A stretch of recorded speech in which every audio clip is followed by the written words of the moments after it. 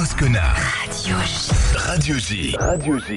Mais tout de suite, c'est l'heure de votre moment positif, j'allais dire, présenté par notre journaliste Brice Amselem. Bonjour à vous, Brice. Bonjour ma chère Léa, bonjour à tous. Et merci d'être avec nous, Brice. Alors, c'est votre journal des bonnes nouvelles. Et au sommaire de ce journal, des bonnes nouvelles cette semaine, les Israéliens qui restent plus que jamais un peuple joyeux.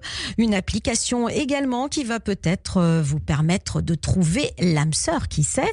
Une start-up également, une start-up solidaire, des très bons résultats pour nos judokas, on l'a appris, les judokas israéliens. Et puis enfin, un geste symbolique, toujours dans le domaine du sport. C'est un geste symbolique de la part d'un joueur iranien. Et puis enfin, on terminera avec une innovation israélienne pas mal du tout. Donc, pour commencer, Brice, on va parler des Israéliens, de leur état d'esprit. Ce peuple ne perd jamais le sourire, quoi qu'il arrive. Et c'est ce qu'a montré un classement sorti très récemment, Brice. Et oui, tout à fait, Léa.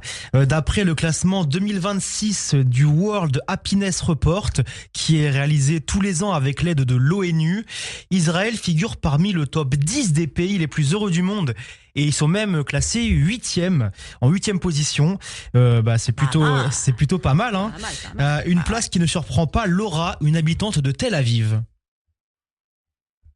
On va l'écouter dans un instant. Elle arrive, elle est à Tel Aviv, donc elle est à quelques kilomètres. On l'écoute. Je crois qu'au-delà de tout ce qui est un petit peu évident, comme le soleil, la plage, etc., il y a quelque chose dans la mentalité israélienne de très libre. Il y a beaucoup moins de codes.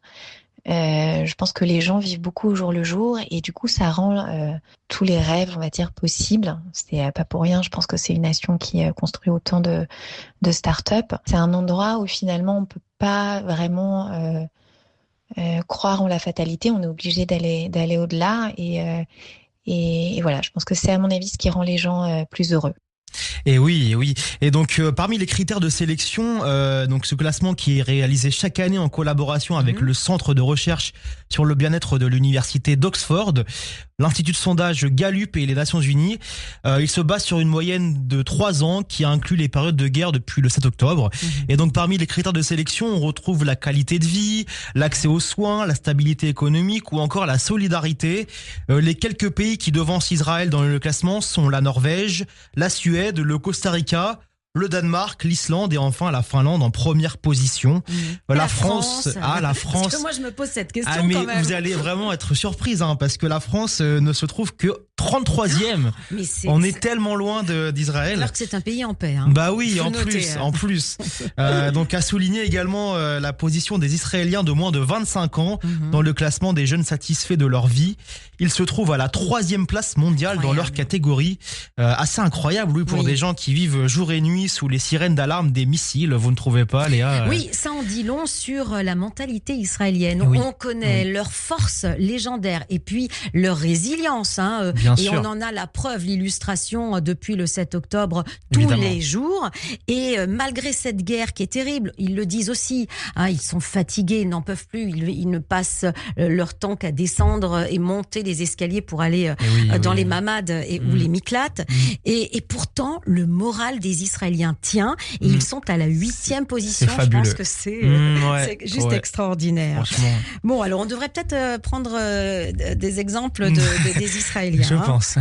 Alors parlons maintenant d'une nouvelle application qui va certainement plaire à tous les célibataires qui nous écoutent. Elle est sortie en janvier dernier et connaît déjà un vrai succès. Alors, mais quelle est cette application, Brice? Eh bien, Léa, elle s'appelle Sheva Dakot. Vous l'avez utilisée vous-même? Alors, pas encore, mais ça peut être l'occasion. Donc, c'est le nom de cette nouvelle application qui va peut-être déboucher à plusieurs mariages, qui sait. Elle a été imaginée par David Chichportich et elle consiste à organiser des rencontres amoureuses dans la communauté. Alors, je l'ai contacté, il m'a très gentiment répondu. Il m'a expliqué pourquoi il a lancé cette application.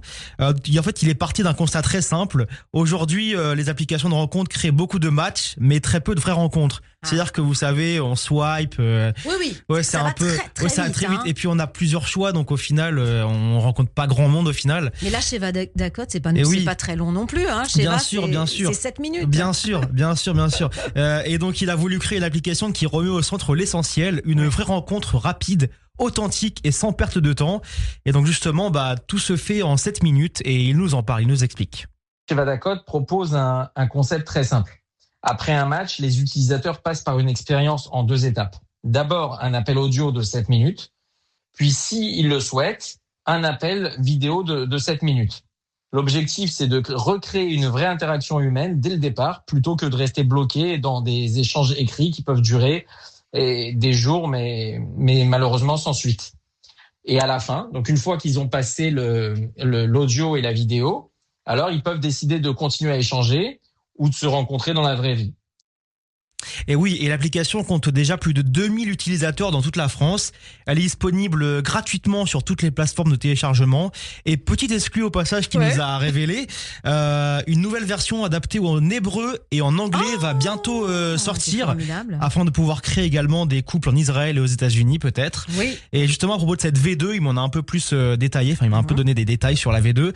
Donc elle va se concentrer principalement sur la fluidité et l'ergonomie. Il a amélioré la rapidité de l'application, simplifié les parcours utilisateurs et rendu l'expérience beaucoup plus intuitive.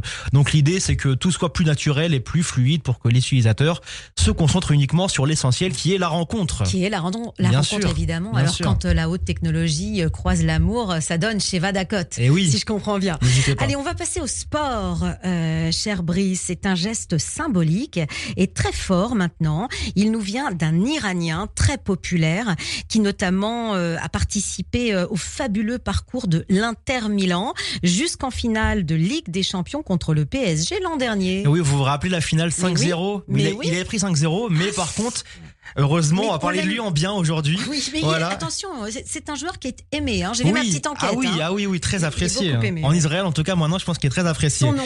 Son nom, Mehdi Taremi, donc il joue maintenant à l'Olympiakos. Et lors d'une rencontre de championnat grec qu'il opposait à l'AEL Harissa, on a pu le voir effectuer un geste pour le moins courageux et historique. En fait, au coup de sifflet final, il a tenu à échanger son maillot avec Goni Nahor, qui est un joueur évoluant au milieu de terrain dans l'équipe adverse, mais surtout joueur israélien. Et oui, une preuve de respect entre les deux peuples très forte qui a immédiatement fait le tour des réseaux sociaux. Alors j'ai pu voir ça sur X. On voit la photo du joueur israélien qui pose tout sourire avec le maillot de Mehdi Taremi qu'il a échangé à la fin du match.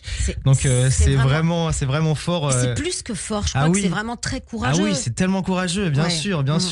Surtout que quand on sait que récemment, un autre joueur iranien qui est Sadar Azmoun, et qu'on surnomme quand même le Messi iranien dans son pays, il s'est vu exclure malheureusement de la sélection après avoir posé aux côtés de personnalités politiques émiraties.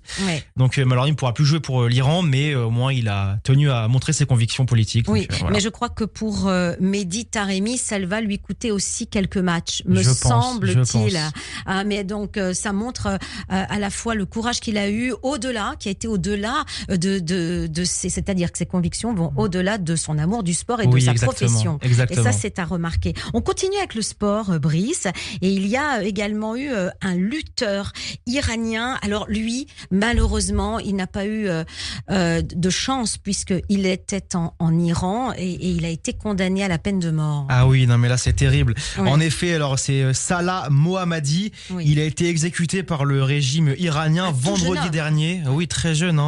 Et pourquoi ? Pour juste avoir pris part aux manifestations contre le régime des Mollahs en début janvier, vous vous souvenez, qui a fait 30 000 morts.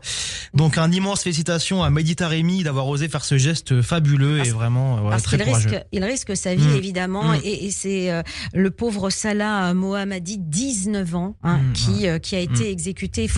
Il faut le noter. Alors on va rester toujours avec le sport, mais le sport en judo, avec le grand slam de Tbilissi, c'est en Géorgie, qui s'est déroulé du 20 au 22 mars. Et la délégation israélienne s'est merveilleusement bien déroulée, Brice. Et oui, c'est le moins qu'on puisse dire, Léa. Alors, ça a été organisé au plein cœur de la capitale géorgienne.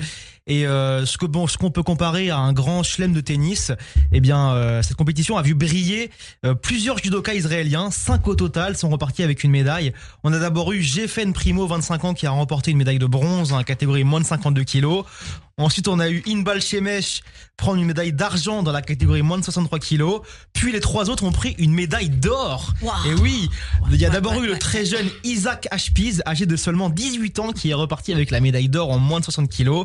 L'expérimenté de 31 ans, Timna Nelson Levy, avec les moins de 57 kilos. Et enfin, Raz Hershko avec les 78 kilos. Un énorme Mazal Tov à tous. Voilà de bonnes nouvelles. Merci beaucoup. Merci à vous, Léa. Brice, on vous retrouve jeudi prochain, j'espère, bien sûr, avec encore grand plaisir. de bonnes nouvelles. Bien sûr.